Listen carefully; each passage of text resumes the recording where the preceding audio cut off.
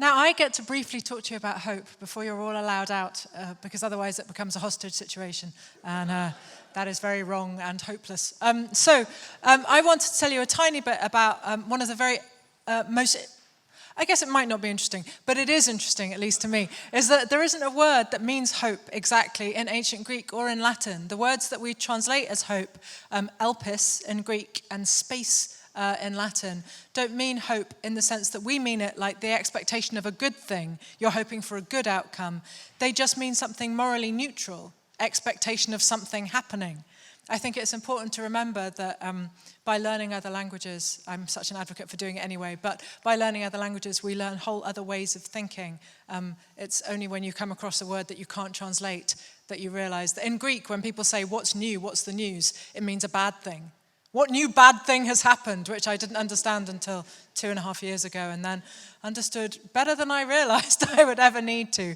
But one of the slightly dispiriting things, at least for those of us who care about this kind of thing, about the story of hope in Greek myth, is that we lose it, and we lose it all because of anyone, that's right, a beautiful woman.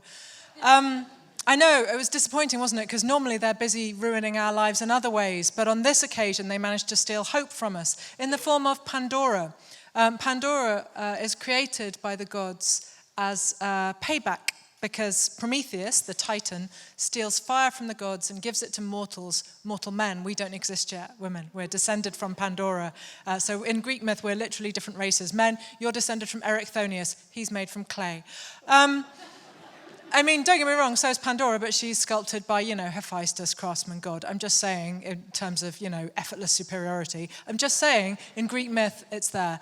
And so Pandora is always blamed for stealing hope from everyone because, as you know, Pandora is created at the behest of Zeus by Hephaestus, and she is kalon kakon, Hesiod tells us, which literally means a good, bad.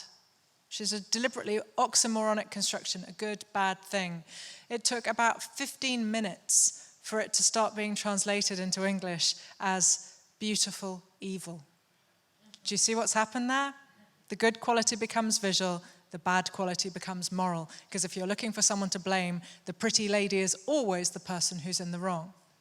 But, in fact, in Hesiod's first version of her story, in the Theogony, Pandora doesn't have any kind of receptacle.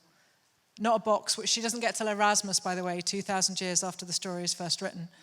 Just saying. Jars, quite easy to knock over. Boxes, quite a lot of malice involved in opening one of those.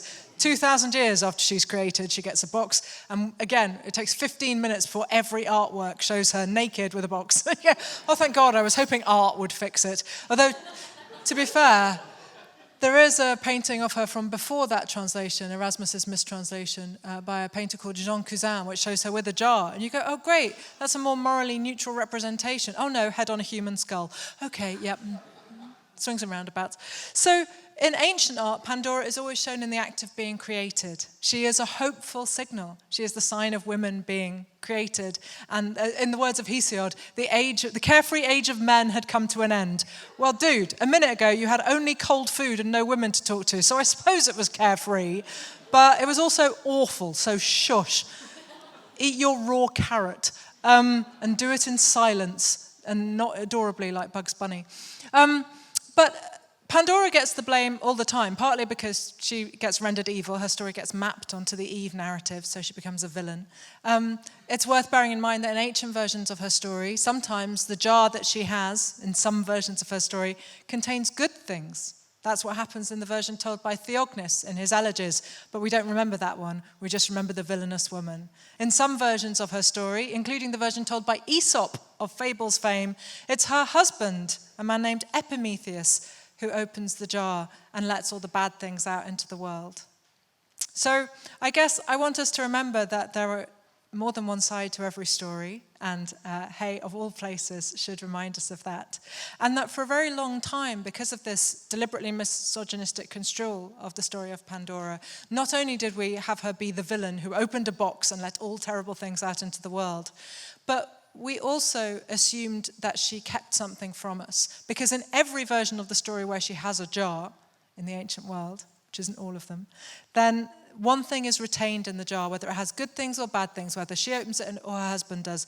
One thing stays inside it, and that is elpis, expectation, which hides under the rim and doesn't get allowed out into the world. And for the longest time, scholars and thinkers sought to make this a further evidence of her villainy. All the terrible things are out in the world, and we don't even have hope because Pandora is hoarding it and keeping it from us. Well, I prefer to remember that Pandora's name, although Hesiod tells us it means she to whom all is given, the girl with all the gifts, that's actually not what it means literally in Greek. That would be Pandosa. Her name is active, not passive. She is the girl who gives us everything.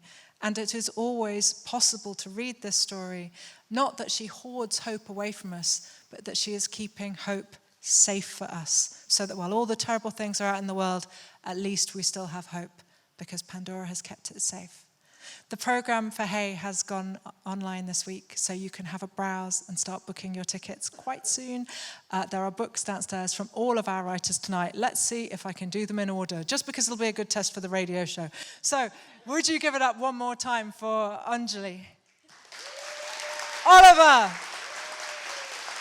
Who came next? Ayana. Marcus. Carol. Laura. Chris. Zelda. Adam. Did I miss anyone? Oh, good, I did Ayana. And also Raven, who's fully not available to you tonight, unless you aren't a terrible man. Ladies and gentlemen, I've been Natalie Haynes. Thank you for supporting Hay. Please go buy your books.